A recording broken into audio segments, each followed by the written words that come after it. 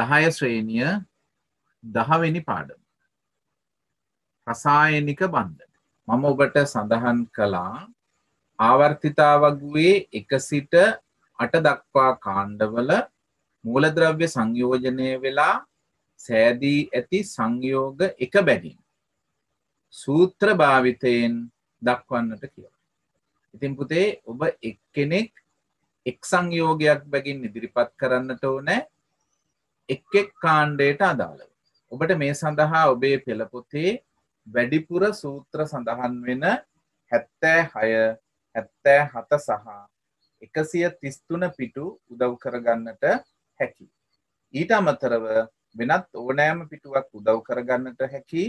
හැබැයි ඔබය පෙළ පොතේ සඳහන්ව තිබෙන සූත්‍රයක් පමණක් ඉදිරිපත් කළ යුතුයි. ඔබට සූත්‍ර නිර්මාණය කළ ඉදිරිපත් කිරීමට අවකාශ ලැබෙන්නේ නැහැ මෙම ක්‍රියාකාරකමේදී. පෙළ පොතේ සඳහන් වන සූත්‍රයක් තමයි ඉදිරිපත් කරන්නට ඕනේ. එහෙමනම් මම ඔබට ආවර්තිතා වගුව පෙන්වන්නට සලස්වලා තියෙනවා. දැන් ඔබට තියෙන්නේ මේ එක් කාණ්ඩයකින් ඔබ සොයාගනු ලැබූ එක් මූල ද්‍රව්‍යයක් අයත් වන සංයෝගයේ බැගින් සඳහන් කරන්න. ඔබට යම් සංයෝගයක් හඳුනා ගන්නට බැරි වුණා නම් යම් කාණ්ඩයකින් ඒ බව සඳහන් කරන්න. පළවෙනි කාණ්ඩය සංයෝගී Na2O. දෙවෙනි කාණ්ඩය CaCl2. තුන්වෙනි කාණ්ඩය AlCl3. හතරවන කාණ්ඩය C6H12O6. පස්වන කාණ්ඩය NaNO3. හයවන කාණ්ඩය CO2. හත්වන කාණ්ඩය NaCl. අටවන කාණ්ඩය සොයාගත්ත. අටවන කාණ්ඩය සොයාගත්තේ නැහැ. නැහැ. පළවෙනි කාණ්ඩය NaCl, දෙවෙනි කාණ්ඩය MgNO2, තුන්වෙනි කාණ්ඩය AlCl3, හතරවෙනි කාණ්ඩය CO2, පස්වෙනි කාණ්ඩය Mg3N2, හයවෙනි කාණ්ඩය CaO, හත්වෙනි කාණ්ඩය LiCl, අටවෙනි කාණ්ඩය හොයාගන්න බැරි වුණා.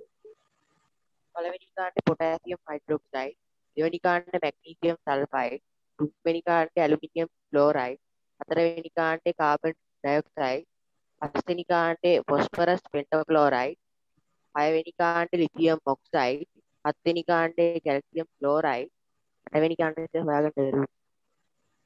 හරි.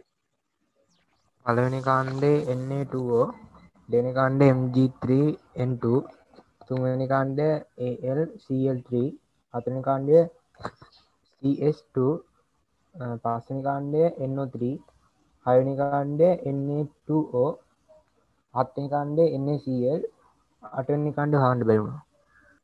පළවෙනි කාණ්ඩය පොටෑසියම් කාබනේට්, දෙවෙනි කාණ්ඩය මැග්නීසියම් නයිට්‍රයිඩ්, තුන්වෙනි කාණ්ඩය ඇලුමිනියම් ක්ලෝරයිඩ්, හතරවෙනි කාණ්ඩය කාබන් ඩයොක්සයිඩ්, පස්වෙනි කාණ්ඩය මැග්නීසියම් නයිට්‍රයිඩ්, හයවෙනි කාණ්ඩය කැල්සියම් ඔක්සයිඩ්, හත්වෙනි කාණ්ඩය සෝඩියම් ක්ලෝරයිඩ්, අටවෙනි කාණ්ඩයට හොයාගන්න බැරි. හරි. ඉතින් පුතේ මමත් මේ විදිහට ඔබේ පෙළ පොත භාවිතා කරලා එක් කාණ්ඩයකින් සංයෝග 5 බැගින් හඳුනාගත්තා. පළමුවන කාණ්ඩේ මූලද්‍රව්‍ය ඇසුරින් සෑදුණු සංයෝග විදිහට sodium oxide, sodium chloride, sodium nitrate, potassium carbonate සහ හයිඩ්‍රජන් ක්ලෝරයිඩ් මම හඳුනාගත්තා. දෙවන කාණ්ඩේ මූලද්‍රව්‍ය ඇසුරින් සකස් වුණු සංයෝග විදිහට magnesium oxide, calcium chloride, calcium oxide, magnesium nitride සහ මැග්නීසියම් නයිට්‍රේට් හඳුනාගත්තා. තුන්වන කාණ්ඩේ මූලද්‍රව්‍ය වලින් සැදුණු සංයෝග විදිහට aluminium oxide, aluminium chloride, aluminium hydroxide, aluminium sulphate සහ බෝරෝන් ක්ලෝරයිඩ් මම හඳුනාගත්තා. හතරවෙනි කාණ්ඩේ මූලද්‍රව්‍ය වලින් සැදුණු සංයෝග විදිහට silicon oxide, potassium carbonate, carbon disulphide, carbon tetrachloride සහ කාබන් ඩයොක්සයිඩ් යන සංයෝග හඳුනාගත්තා. පස්වන කාණ්ඩේ මූලද්‍රව්‍ය භාවිතයෙන් සකස් වුණු සංයෝග විදිහට phosphorus pentoxide, magnesium nitride, sodium nitrate, magnesium nitrate සහ nitrogen dioxide යන සංයෝග හඳුනාගත්තා. 6 වන කාණ්ඩේ මූලද්‍රව්‍ය වලින් සැදුණු සංයෝග විදිහට sulfur trioxide, calcium oxide, sodium nitrate, magnesium nitrate සහ potassium carbonate යන සංයෝග මම හඳුනාගත්තා. 7 වන කාණ්ඩේ මූලද්‍රව්‍ය සම්බන්ධ වෙලා සැදුණු සංයෝග විදිහට Cl2O7, NaCl, CaCl2, CCl4 සහ HCl කියන සංයෝග මම හඳුනාගත්තා. ඉතින් දුවේ පුතේ 8 වෙනි කාණ්ඩේ මූලද්‍රව්‍ය සම්බන්ධ වෙලා සෑදුණු සංයෝග විදිහට මටත් ඔබේ පෙළ පොත නිරීක්ෂණය කරලා එක් සංයෝගයක්වත් හඳුනා ගන්නට නොහැකි වුණා. ඉතින් දුවේ පුතේ අපි මේ කරපු ක්‍රියාකාරකමෙන් අපිට තහවුරු වන්නේ කුමක්ද? අපිට තහවුරු වෙනවා ආවර්තිතා වග්ගුවේ 1 2 3 4 5 6 7 කියන කාණ්ඩවල මූලද්‍රව්‍ය සංයෝග සෑදීමට දායක වෙලා තියෙනවා. ඒ වගේම 8 වෙනි කාණ්ඩයේ මූලද්‍රව්‍ය එසේ සංයෝග සෑදීමට දායක වෙලා නැහැ. ඉතින් තිබෙනවද කියන එක අපිට හරියටම කියන්නට බෑ. මෙහි සමහර මූලද්‍රව්‍ය සම්බන්ධ වෙනවා. නමුත් හීලියම්, නියොන් ආගන් කියන මූලද්‍රව්‍ය තුන සංයෝග හදන්නට සම්බන්ධ වෙන්නේ නැහැ. ඉතින් ඒ අනුව සංයෝග සෑදීමට දායක වෙලා තියෙන මූලද්‍රව්‍ය අයත් වන කාණ්ඩ විදිහට අපිට පළමු කාණ්ඩය, දෙවන කාණ්ඩය, තුන්වන කාණ්ඩය, හතරවන කාණ්ඩය, පස්වන කාණ්ඩය, හයවන කාණ්ඩය සහ හත්වන කාණ්ඩය හඳුනා ගන්නට හැකි වුණා. ඒ වගේම සංයෝග හදන්නට අවම දායකත්වයක් දක්වපු මූලද්‍රව්‍ය අයත් වන කාණ්ඩය ලෙස අපිට 8 වෙනි කාණ්ඩය හඳුනා ගන්නට හැකියාවක් ලැබුණා. එහෙමනම් දුවේ පුතේ මෙන්න මේ ස්වභාවයට පරමාණුවේ ව්‍යුහය සමග යම් සම්බන්ධතාවයක් තිබෙනවද කියලා අපි එක් ආවර්තයක තිබෙන මූලද්‍රව්‍ය සියල්ල භාවිතා කරමින් අපි සොයා බලමු. ඒ සඳහා මම ඔබට යෝජනා කරනවා දෙවන ආවර්තයේ මූලද්‍රව්‍ය 8හි අවසාන ශක්ති මට්ටමේ ඉලෙක්ට්‍රෝන පිහිටලා තියෙන්නේ කොයි ආකාරයකද කියන එක පිළිබඳව සොයා බලන්නට. අපි දැන් පුතේ මෙන්න මේ මූලද්‍රව්‍ය 8 ආවර්තිතාවග්ගුවේ දෙවන ආවර්තයේ පිහිටි lithium, beryllium, boron, carbon, nitrogen, oxygen, fluorine සහ නියොන් කියන මූලද්‍රව්‍ය 8. අවසාන ශක්ති මට්ටමේ ඉලෙක්ට්‍රෝන පිහිටලා තියෙන ආකාරය සොයා බලන්නටයි සූදානම් වෙන්නේ. මම එක් එක් මූලද්‍රව්‍ය පරමාණුවේ ව්‍යුහය ඔබට පෙනෙන්නට සලස්වනවා. ඔබ එහි අවසාන ශක්ති මට්ටමේ තිබෙන ඉලෙක්ට්‍රෝන සංඛ්‍යාව ගැනලා ඉතා ඉක්මනින් ප්‍රකාශ කරන්නට ඕන. ලිතියම් 1යි, බෙරිලියම් 2යි, බෝරෝන් 3යි, කාබන් 4යි, නයිට්‍රජන් 5යි, ඔක්සිජන් 6යි, ෆ්ලුවරින් 7යි, නියොන් 8යි. 8යි. දැන් එහෙනම් ඔන්න පුතේ අපි එක ආවර්තයක තිබෙන මූලද්‍රව්‍ය 8ක් යොදාගත්තා. එහි ඔබට පෙනෙනවා තිබිය හැකි මේ දෙවන ශක්ති මට්ටමේ තිබිය හැකි උපරිම ඉලෙක්ට්‍රෝන සංඛ්‍යාව වෙන්නේ 8යි. දැන් අපිට බන්ධන හදන්නට සම්බන්ධ වුණා මෙන්න මේ මූලද්‍රව්‍ය 7. හැබැයි මේ මූලද්‍රව්‍ය 7ෙම තිබ්බ සුවිශේෂතාවයක් තමයි අවසාන ශක්ති මට්ටමේ තිබිය හැකි ඉලෙක්ට්‍රෝන සංඛ්‍යාව සම්පූර්ණ වෙලා නැහැ. එහෙනම් නියොන් කියන මූලද්‍රව්‍ය සංයෝග හදන්න සම්බන්ධ වුණේ නැහැ. හැබැයි එහි තියෙන විශේෂත්වයක් තමයි අවසාන ශක්ති මට්ටම සම්පූර්ණ වී තිබීම. එහෙමනම් පුතේ එකේ සිට 7 වෙනි කාණ්ඩය දක්වා මූලද්‍රව්‍ය වල අපිට අවසාන ශක්ති මට්ටමේ අපි ඒට කියනවා සංයුජතා කවචය කියලා. එහි තිබිය හැකි උපරිම ඉලෙක්ට්‍රෝන සංඛ්‍යාව පිරීලා පවතින්නේ නැහැ. ඔබට මතක ඇති සංයුජතා කවචයේහි තිබුණු ඉලෙක්ට්‍රෝන සංඛ්‍යාව පළවෙනි කාණ්ඩේ 1යි, දෙවෙනි කාණ්ඩේ 2යි, තුන්වෙනි කාණ්ඩේ 3යි, හතරවෙනි කාණ්ඩේ 4යි, පස්වෙනි කාණ්ඩේ 5යි, හයවෙනි කාණ්ඩේ 6යි, හත්වෙනි කාණ්ඩේ 7යි. එහෙමනම් මෙන්න මේ මූලද්‍රව්‍ය තමයි සංයෝග හදන්න දායක වෙලා තිබුණේ. ඒ වගේම තමයි සංයුජතා කවචයේ පිහිටිය හැකි උපරිම ඉලෙක්ට්‍රෝන සංඛ්‍යාව 8 පිහිටලා තිබුණු 8 වෙනි කාණ්ඩයේ මූලද්‍රව්‍ය. එහි නියොන් සහ ආගන් වල සංයුජතා කවචයේ ඉලෙක්ට්‍රෝන 8ක් තියෙනවා. හීලියම් කියන්නේ ශක්ති මට්ටම් එකක් පමණක් තිබෙන මූලද්‍රව්‍ය. එහි තිබිය හැකි උපරිම ඉලෙක්ට්‍රෝන සංඛ්‍යාව වෙන්නේ 2යි. ඒ අනුව එහි ඉලෙක්ට්‍රෝන 2ක් සඳහන්ව තිබුණා. ඉතින් සංයෝග සෑදීමට අඩුවෙන්ම දායක වෙලා තිබුණු මූලද්‍රව්‍ය වල තිබ්බ විශේෂතාවය තමයි අවසාන ශක්ති මට්ටම. ඒ කියන්නේ සංයුජතා කවචයේ ඉලෙක්ට්‍රෝන සියල්ල සම්පූර්ණ වෙලා තිබුණා. ඉතින් අපි 8 වෙනි කාණ්ඩයේ මූලද්‍රව්‍ය තුන නැවත විග්‍රහ කළොත් හීලියම් කියන්නේ ශක්ති මට්ටම් එකක් තියෙන මූලද්‍රව්‍යයක්. එක ශක්ති මට්ටමේ එහෙම නැත්නම් පළමු ශක්ති මට්ටමේ තිබිය හැකි උපරිම ඉලෙක්ට්‍රෝන සංඛ්‍යාව 2යි. හීලියම්ගේ තිබෙන ඉලෙක්ට්‍රෝන සංඛ්‍යාව 2යි.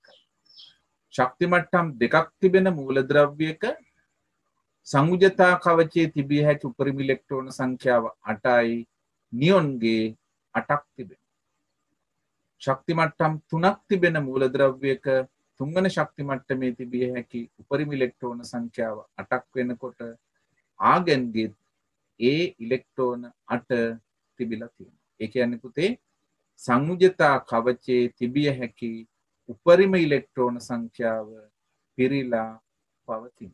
ඉතින් මෙන්න මේ විදිහට 8 වෙනි කාණ්ඩයේ මූලද්‍රව්‍ය වල අවසාන ශක්ති මට්ටම සම්පූර්ණ වී පැවතීම ඒ මූලද්‍රව්‍ය සංයෝග නොසාදන්නටත් ඒ වගේම පළමු කාණ්ඩයේ සිට 7 වන කාණ්ඩය දක්වා මූලද්‍රව්‍ය වල ඉලෙක්ට්‍රෝන වින්‍යාසය අපි සැලකුවොත් එහි සංයුජතා කවචය සම්පූර්ණ වී නොපැවතීමත් සංයෝග හදන්නට දායක වෙනවා කියලා අපිට උපකල්පනය කරන්නට පුළුවන්. ඉතින් පුතේ මේ මූලද්‍රව්‍යයක් සංයෝගයක් සාදන්නට පෙළඹෙන්නේ තමන්ගේ සංයුජතා කවචයේ උච්ච වායු වින්‍යාසයක් ලබා ගැනීම සඳහා දරන උත්සාහය නිසා. උච්ච වායු වින්‍යාසයක් කියලා කියන්නේ 8 වෙනි කාණ්ඩයේ මූලද්‍රව්‍ය අපි හඳුන්වනවා උච්ච වායු විදිහට. එහි අවසාන ශක්ති මට්ටම සම්පූර්ණ වී තිබීම එසේ හඳුන්වන්නට හේතු වෙනවා. ඉතින් එවැනි ඉලෙක්ට්‍රෝන වින්‍යාසයකට අපි කියනවා උච්ච වායු වින්‍යාසයක් කියලා. එහෙනම් අනිකුත් මූලද්‍රව්‍යත් Tamanගේ උච්ච වායු වින්‍යාසය ලබා ගැනීමට දරන උත්සාහය තමයි පුතේ අපි දකින්නේ මෙන්න මේ සංයෝග සෑදීම කියන කරුණ. එහෙමනම් අපි බලමු අවසාන ශක්ති මට්ටම සම්පූර්ණ කරගෙන නොමැති මූලද්‍රව්‍ය. ඒ කිව්වේ සංයුජතා කවචය උච්ච වායු වින්‍යාසයක් අත්කරගෙන නොතිබෙන මූලද්‍රව්‍ය සංයුජතා කවචය උච්ච වායු වින්‍යාසයක් ලබා ගැනීමට සිදු කරන්නේ කුමන ක්‍රියාවලියක්ද කියන එක. මේ අපිට ආකාර 3ක් යටතේ හඳුනා ගන්නට හැකියි.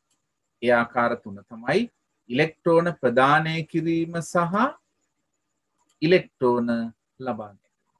මේ පුතේ ආකාර දෙකක් වුණත් මේ ආකාර දෙකම සිදුවන්නේ එකවර. ඒ කියන්නේ සෝඩියම් පරමාණුවක් ඉලෙක්ට්‍රෝනයක් ප්‍රදානය කරනකොට ක්ලෝරීන් පරමාණුවක් ඉලෙක්ට්‍රෝනයක් ලබා ගන්නවා. ඒ මම ඔබට සඳහන් කළේ ඉලෙක්ට්‍රෝන ප්‍රදානය කිරීමෙන් සහ ඉලෙක්ට්‍රෝන ලබා ගැනීමෙන් අවසාන ශක්ති මට්ටම සම්පූර්ණ කරගන්නවා කියන එකට නිදසුනක්.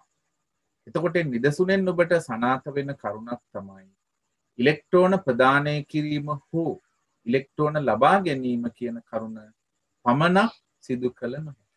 එහෙමනම් ඉලෙක්ට්‍රෝන ප්‍රදානය කිරීම සහ ඉලෙක්ට්‍රෝන ලබා ගැනීම කියන්නේ අපට වර එක එක් කරුණක් ලෙසත් තවත් වර එක කරුණු දෙකක් ලෙසත් සලකන්නට පුළුවන් ආකාරය.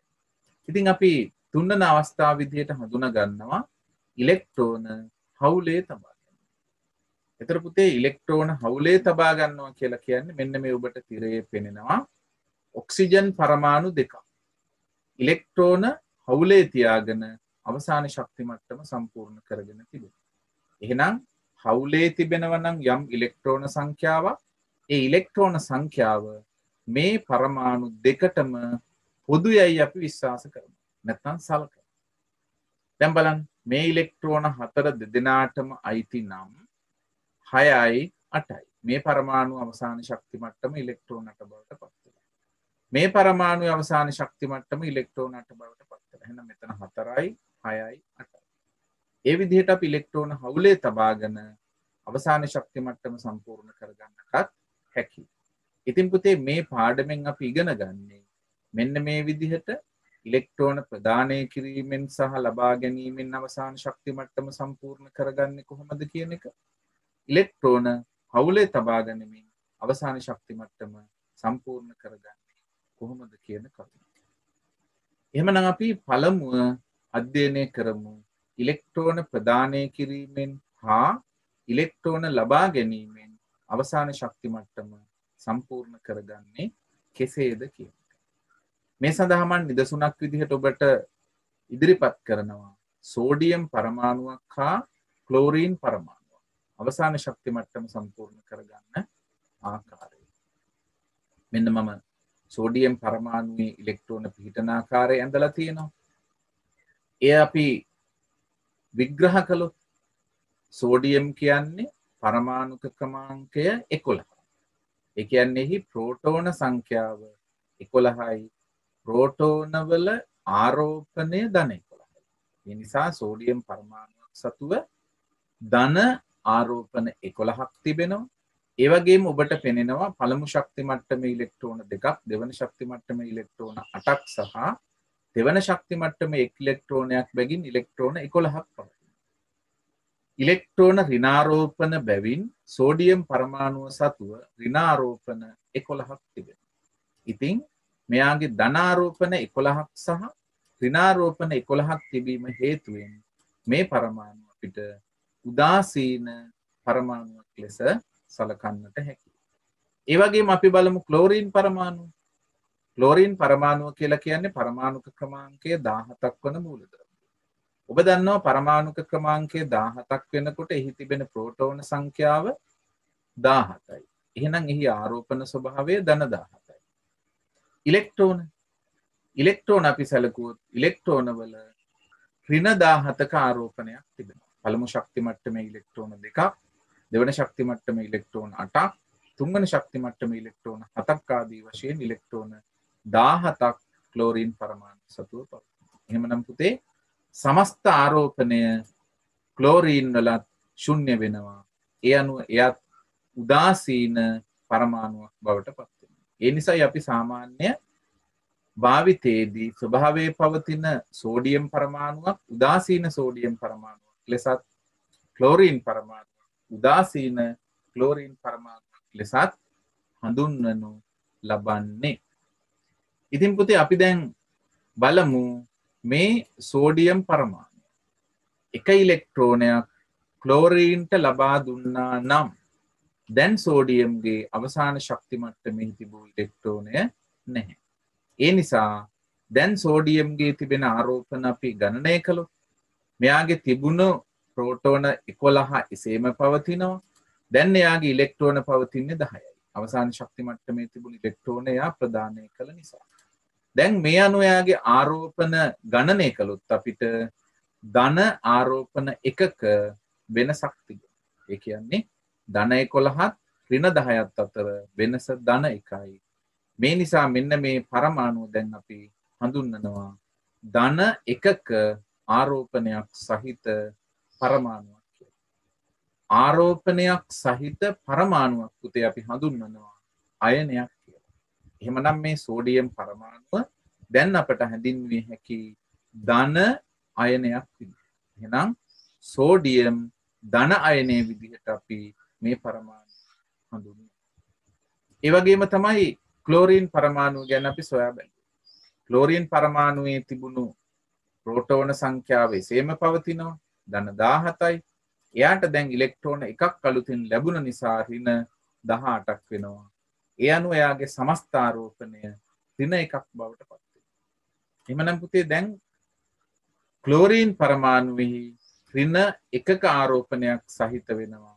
අපි කියනවා ඉලෙක්ට්‍රෝන ලබාගෙන අවසාන ශක්ති මට්ටම සම්පූර්ණ කරගත්තාම එවැනි පරමාණු වලට අයන විදිහට ඍණ අයන විදිහට එහෙමනම් ක්ලෝරීන් දැන් ඍණ අයනයක් බවට පත් වෙලා එය අපි හඳුන්වන්නේ ක්ලෝරයිඩ් අයනය විදිහට. ඉතින් පුතේ ඉලෙක්ට්‍රෝන ලබාගෙන අවසාන ශක්ති මට්ටම සම්පූර්ණ කරගෙන ඍණ අයන බවට පත්වන අයන හැඳින්වීමේදී එහි නාමයේ සුළු වෙනසක් සිදු වෙනවා.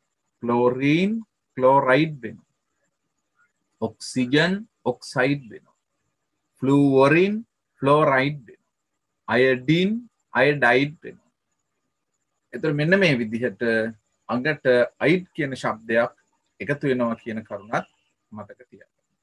දැන් එහෙනම් ඔබට පැහැදිලි වෙන්නට ඕනේ උදාසීන සෝඩියම් පරමාණුවක් උදාසීන ක්ලෝරීන් පරමාණුවකට ඉලෙක්ට්‍රෝනයක් ප්‍රදානය කිරීමෙන් එය සෝඩියම් ධන අයනයක් සහ ක්ලෝරයිඩ් ඍණ අයනයක් බවට පත් වුණා. මෙන්න මේ විදිහට සෝඩියම් ධන අයනයක් සහ ක්ලෝරයිඩ් අයන අතර ඇති වෙනවා පුතේ ධන සහ ඍණ අතර ඇතිවන ප්‍රබල විද්‍යුත් ආකර්ෂණය. මෙන්න මේ හේතුවෙන් මේ අයන දෙක අතර බැඳීමක් ඇති වෙනවා. ඒ බැඳීම අපි හඳුන්වනවා අයනික බන්ධනයක් එහෙම නැත්නම් විද්‍යුත් සංයුජ බන්ධනයක් කියලා. මෙන්න මේ විද්‍යුත් සංයුජ බන්ධනයකින් බැඳුණු මේ අයන ත්‍රිමාණ අවකාශය තුල දැලිසක ආකාරයට තමයි අයන පවතින්නේ. ඒ කියන්නේ පුතේ මේ ඕනෑම එක් අයනයක් වටා විරුද්ධාරෝපණ 6ක්. දැන් ඔබට මෙම සටහන් නිරීක්ෂණය කළොත් පෙනේවි ඕනෑම එක් අයනයක් වටා විරුද්ධාරෝපණ 4ක් තිබෙනවා. මේ ක්ලෝරයිඩ් අයනය වටා සෝඩියම් 4ක් තියෙනවා. මේ සෝඩියම් අයනය වටා ක්ලෝරයිඩ් 4ක් තියෙනවා. එහෙමනම් පුතේ ඉතිරි අයන දෙක තමයි මේ සෝඩියම් අයනයට ඉහළින් සහ පිටුපසින්. එය සඳහන් කරන්නට බෑ අපිට ත්‍රිමාණ ස්වරූපයක් විමාන කඩදාසියක ඇඳ දක්වනවා නම් මේ ආකාරයට අපිට ඇඳලා පෙන්වන්නට පුළුවන්. දැන් ඔබට මෙහි මේ මැදේ තිබෙන අයනය බලන්න. මේ අයනයට ඉහළින් පහළින් වමෙන් දකුණෙන් ඉදිරියෙන් පිටුපසින් විදිහට අයන 6ක් පවතිනවා. ඉතින් මේ ඉතා කුඩා කොටසක් නිරූපණය කරලා තියෙන්නේ සමස්ත දැලිසකයන් විශාල අයන සංඛ්‍යාවක් එකතු වෙලා තියෙන්නේ.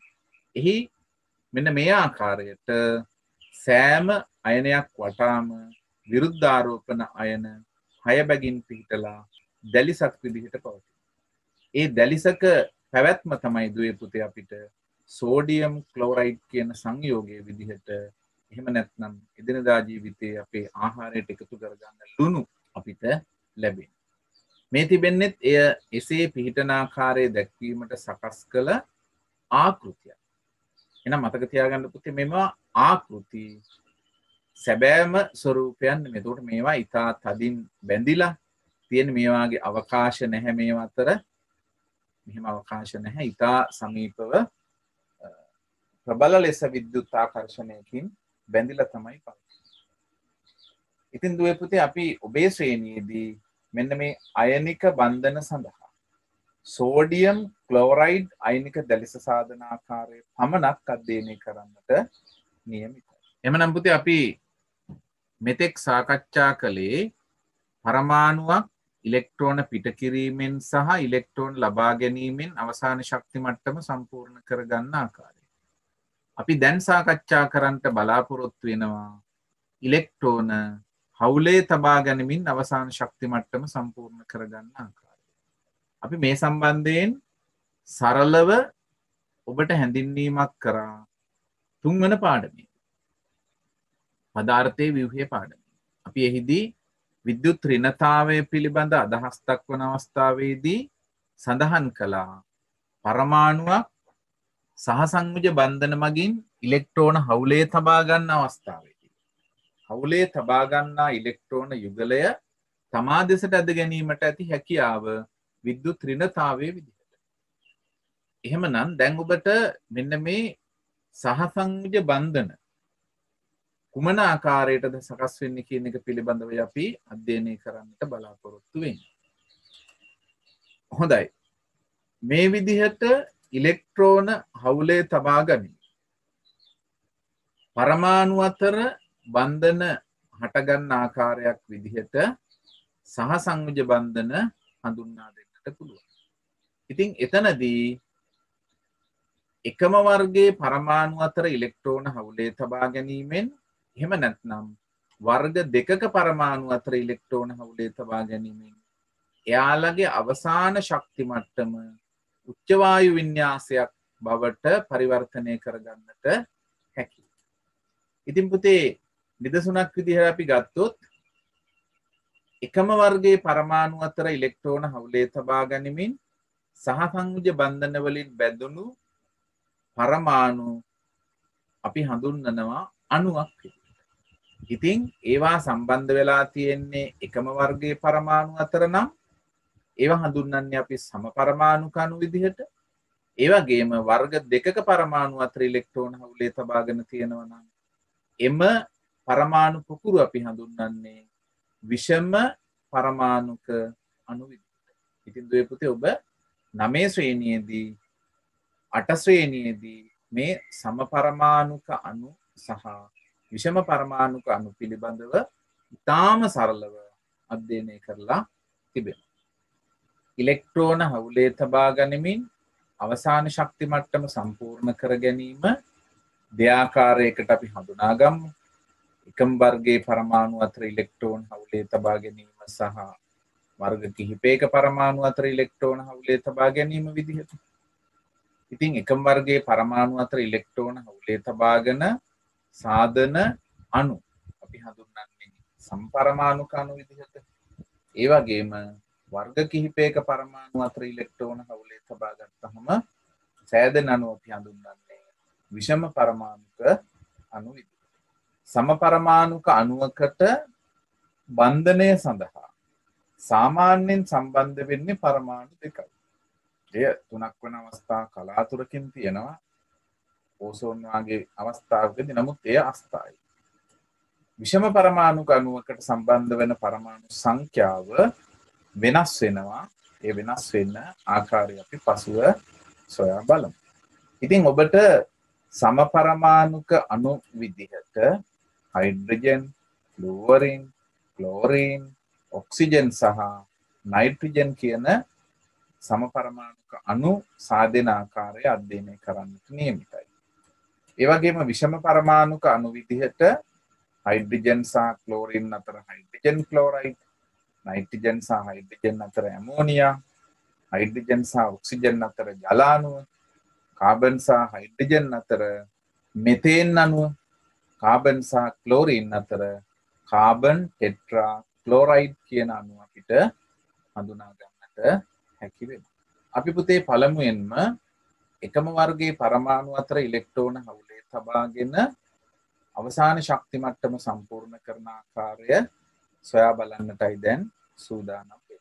ඒ කියන්නේ සමපරමාණුක අණු සෑදෙන ආකාරය හඳුනා ගන්න. බොහෝ සමපරමාණුක අණු සෑදීමේදී සංයෝජනය වන්නේ පරමාණු දෙක බැගින්. මම ඔබට සඳහන් කළා පෙර.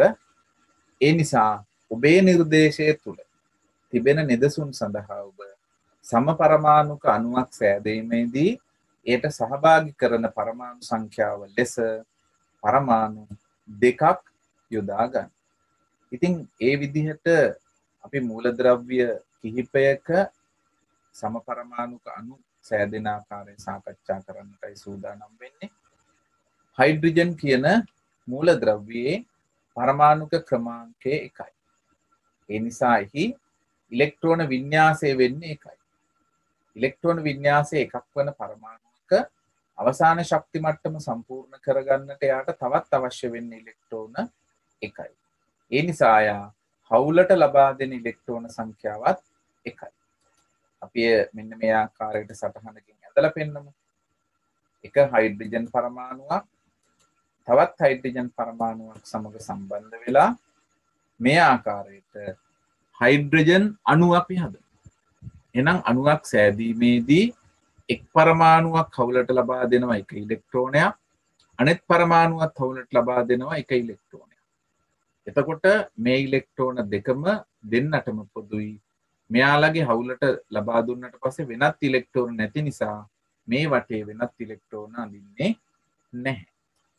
ඒ අනුව මෙන්න එයාලගේ අවසාන ශක්ති මට්ටමේ තිබිය යුතු ඉලෙක්ට්‍රෝන සංඛ්‍යාව වන ඉලෙක්ට්‍රෝන දෙකක් දැන් හයිඩ්‍රජන් පරමාණු දෙකටම ලැබිලා තියෙනවා.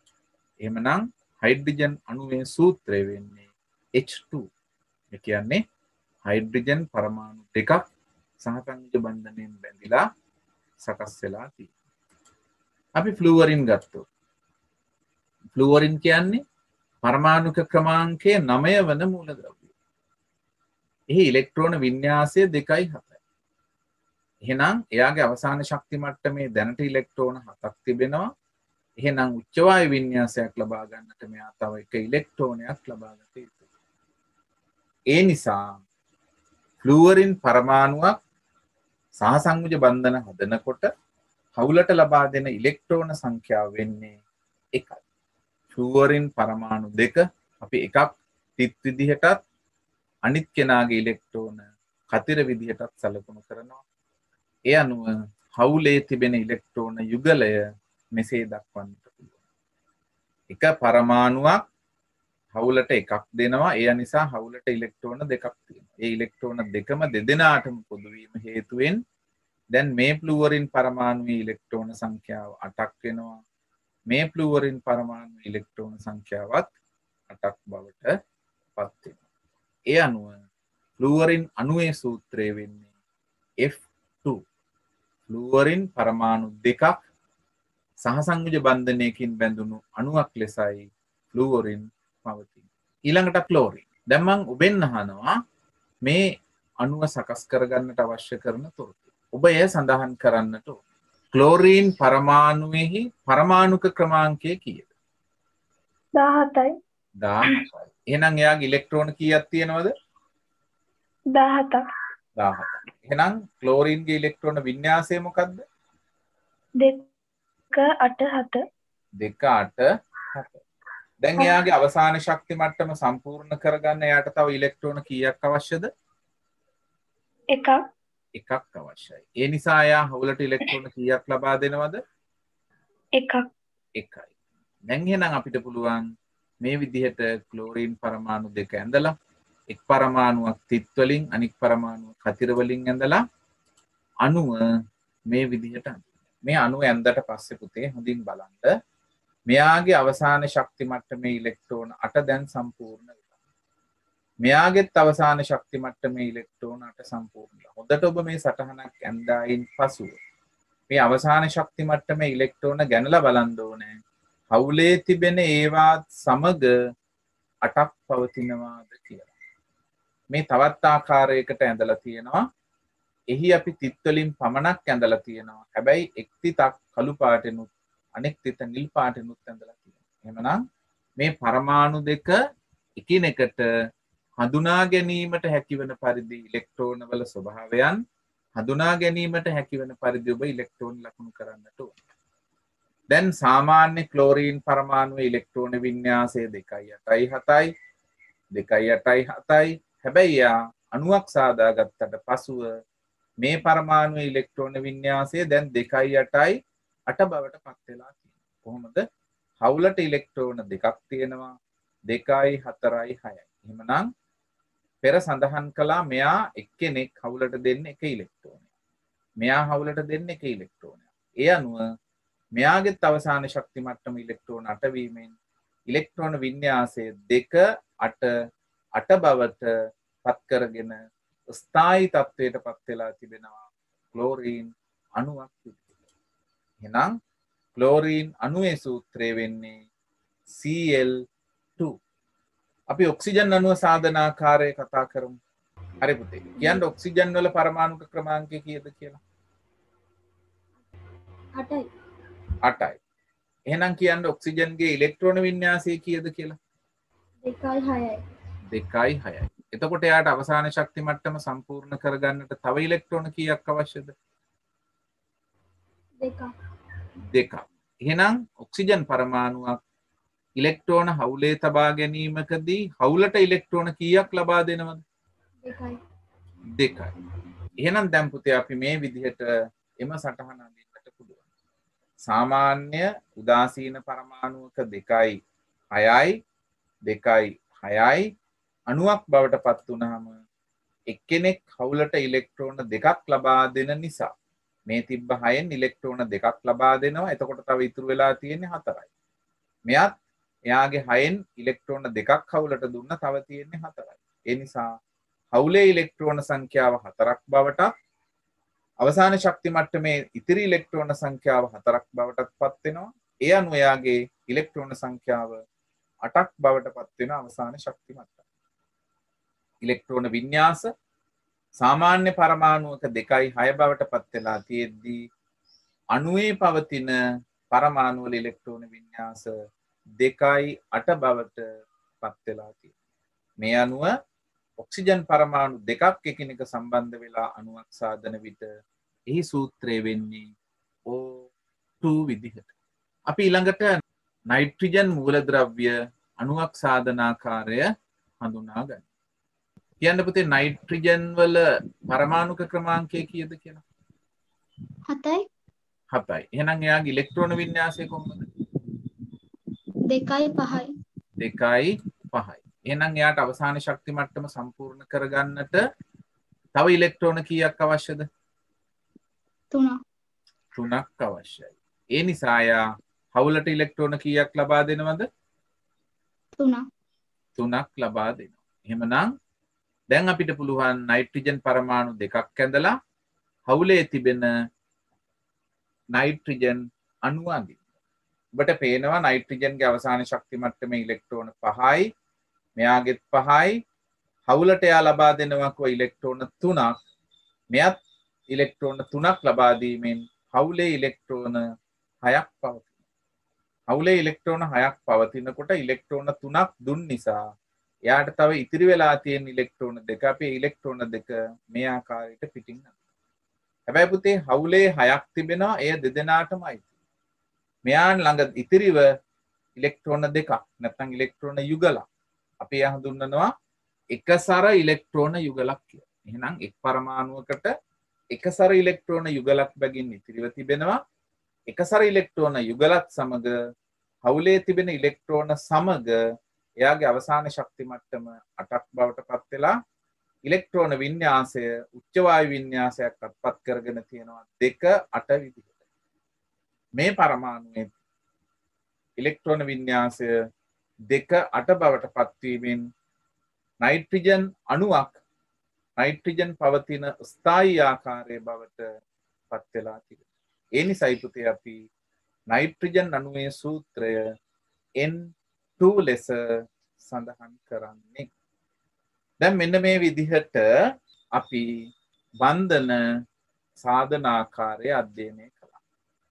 එහිදී හයිඩ්‍රජන්, ෆ්ලුවරින්, ක්ලෝරීන් කියන මූලද්‍රව්‍ය හවුලේ පවත්වාගත්තේ ඉලෙක්ට්‍රෝන යුගල් 1 බැගින්.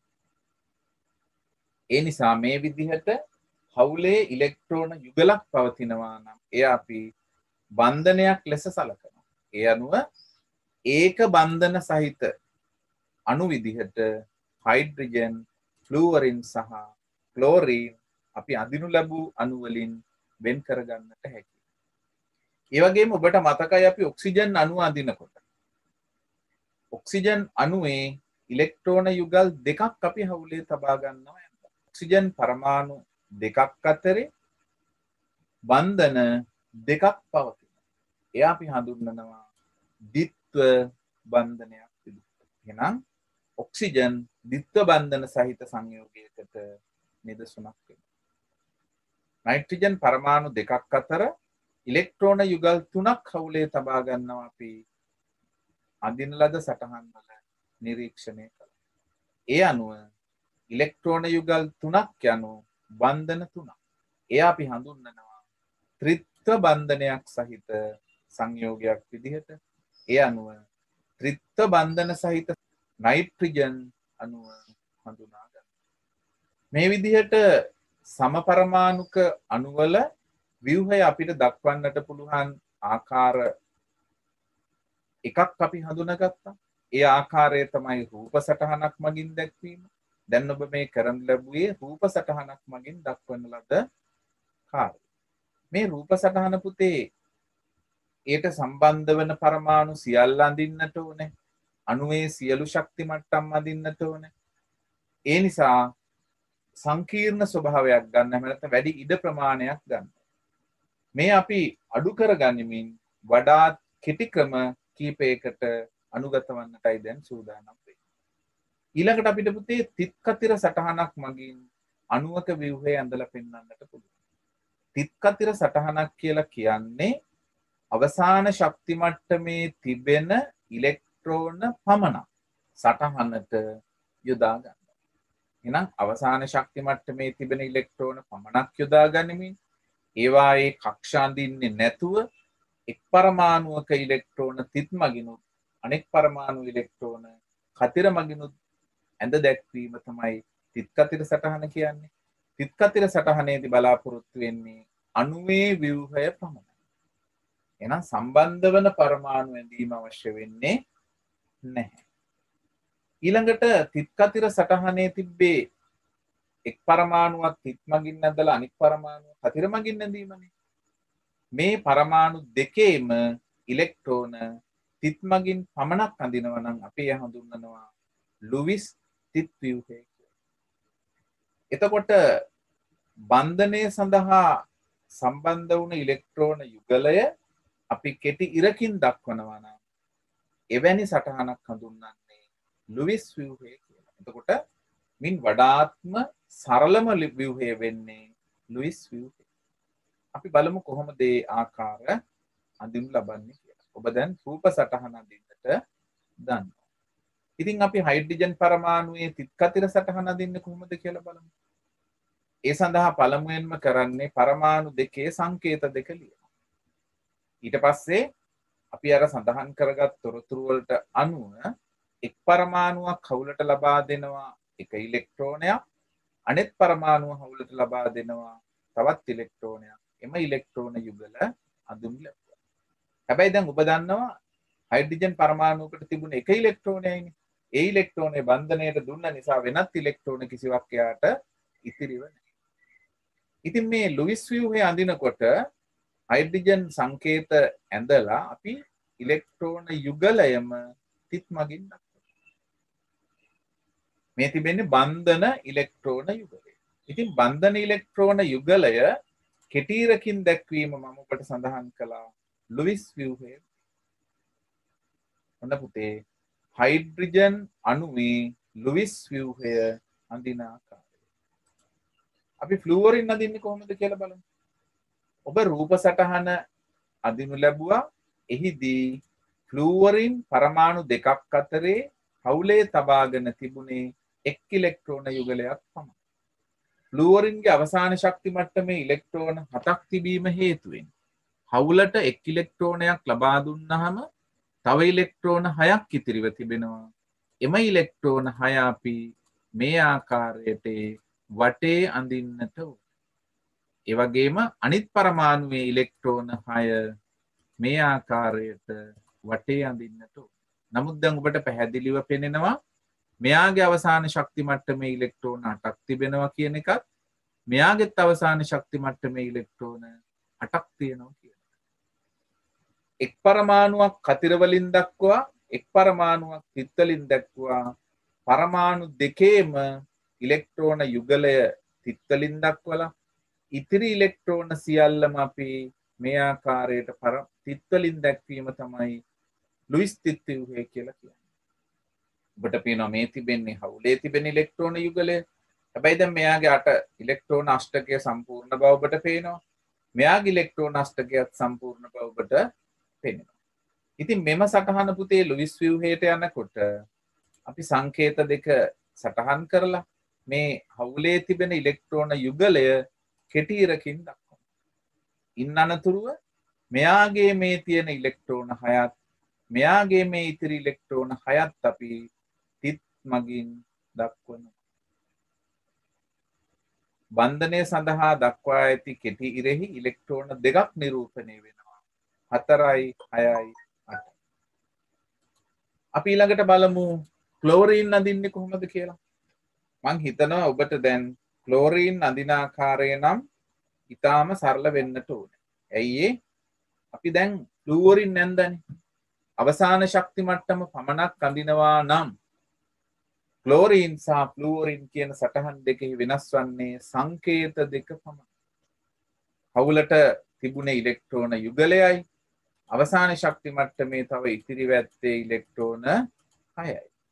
අනෙත් පරමාණුවේ අවසාන ශක්ති මට්ටමේ තව ඉතිරි වැත්තේ ඉලෙක්ට්‍රෝන 6යි. එහෙනම් මේ තිබෙන්නේ ක්ලෝරීන්ගේ තිත් කතිර සටහන. එහි බන්ධන ඉලෙක්ට්‍රෝන යුගලය තිත් මගින්ම දක්වලා ඉතිරි ඉලෙක්ට්‍රෝන සියල්ල අපි තිත් මගින් දැක්වුවොත් එයා අපිට දක්වන්නට පුළුවන් ලුයිස් තිත් ව්‍යුහයේ විදිහට. ඊට පස්සේ බන්ධන ඉලෙක්ට්‍රෝන යුගලය කෙටීරකින් දක්වලා ඉතිරි ඉලෙක්ට්‍රෝන 6 වටේට අඳිනු ලැබුවොත් ඒ පුතේ ලුයිස් තිත් ව්‍යුහයේ විදිහට අපි හඳුනගන්නවා. අපි අඳලා බලමු ඔක්සිජන් අඳින්නේ කොහොමද කියලා. ඔබට මතකයි ඔක්සිජන් හවුලට ඉලෙක්ට්‍රෝන යුගල් දෙකක් දායක කරනු ලැබුවා. මෙන්න ඉලෙක්ට්‍රෝන යුගල් දෙක.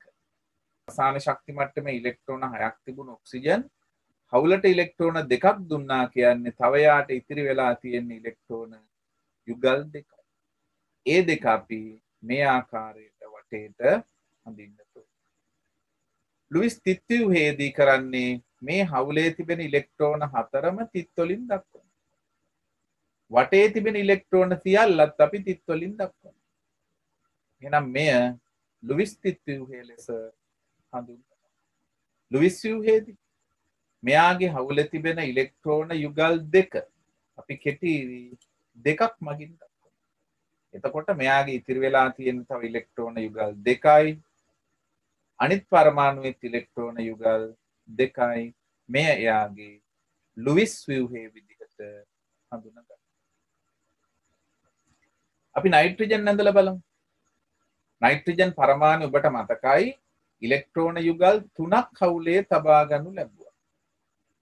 ඔන්න ඉලෙක්ට්‍රෝන යුගල් 3 අපි පළමු අඳිනවා. නයිට්‍රජන්ට තිබුණේ ඉලෙක්ට්‍රෝන 5ක් බැවින් ඉලෙක්ට්‍රෝන 3ක් මේ වන විටත් හවුලට දීලා නම් එයාට ඉතිරි වෙන්නේ තව ඉලෙක්ට්‍රෝන 1 යුගලයක් පමණයි. එය මෙතේ අඳුන්වනවා. හවුලේ තිබෙන ඉලෙක්ට්‍රෝන 6ම තිත් වලින් දැක්වුවා. මේ ඉලෙක්ට්‍රෝන දෙකක් තිත් වලින් දැක්වුවා. මේ ඉලෙක්ට්‍රෝන දෙකක් තිත් වලින් දැක්වුවා. මෙය ලුයිස් තිත් ව්‍යුහය. එහෙමනම් පුතේ මේ බන්ධනයේ තිබෙන ඉලෙක්ට්‍රෝන යුගල් 3 අපි කෙටි ඉරි 3ක් මගින් දක්වනවා. එහෙනම් මේ ඉලෙක්ට්‍රෝන 6 තමයි මේ නිරූපණය වෙලා තියෙන්නේ ඉරි කැබලි 3කින්. මේ ඉලෙක්ට්‍රෝන දෙක තිත් එසේම ඇඳා අනෙක් ඉලෙක්ට්‍රෝන දෙකත් අපි එසේම. එහෙමනම් පුතේ දැන් ඔබට පැහැදිලි වෙනවා ඇති තිත් කතිර සටහන ලුයිස් තිත් ව්‍යුහය සහ ලුයිස් ව්‍යුහය ලෙස කොහොමද අපි අඳින්න ලබන්නේ කියලා. එහෙමනම් පුතේ ඔබට අයනික බන්ධන සහ සමපරමාණුක අණු සහසංයෝජ බන්ධන සාධනාකාරය පිළිබඳව පැහැදිලි අවබෝධයක් ලැබී තියෙනවා.